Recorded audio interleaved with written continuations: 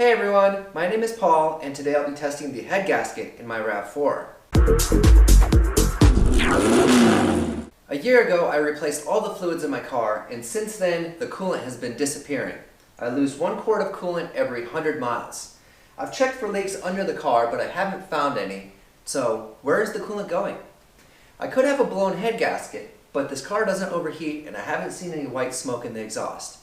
Today, we're going to find out what's really going on.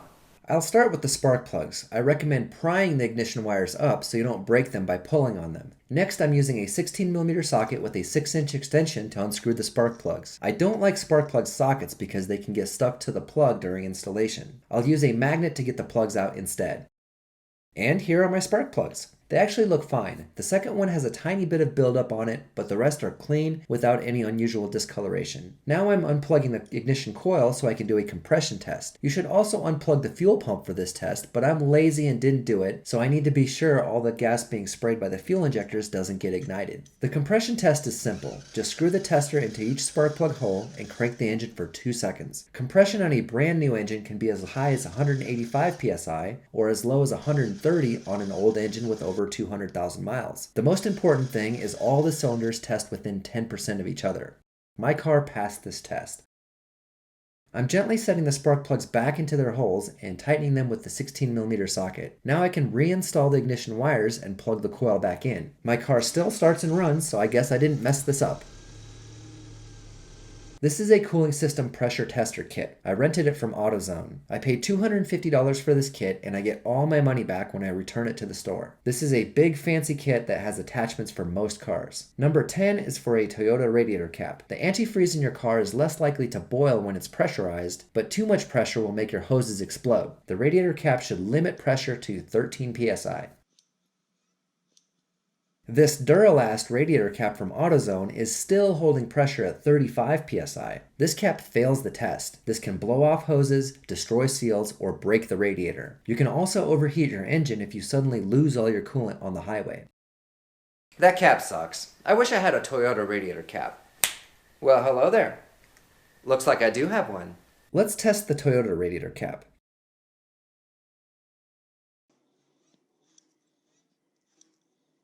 This one is opening at 17 psi, which is a little higher than I expected. It's possible it doesn't fit the tester perfectly, and maybe it does maintain 13 psi in the car. So why does the AutoZone cap put your cooling system in danger of exploding while the Toyota cap is okay? First, the AutoZone cap is bigger.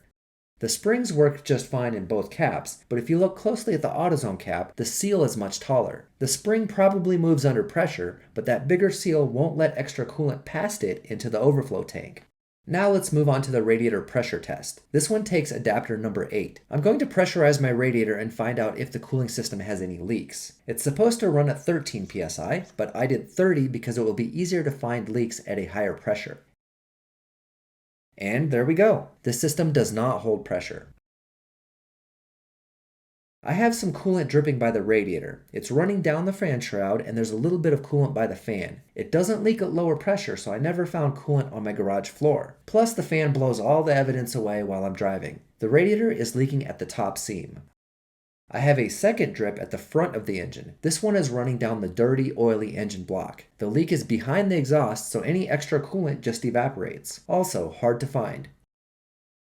The head gasket seals the head to the engine block and keeps oil, coolant, and combustion chamber gases all separate. A blown head gasket can allow combustion pressure into the cooling system, so I'm running the engine with the tester on the radiator. The pressure should gradually rise from the coolant heating up and expanding. If the pressure goes up quickly, there could be a problem.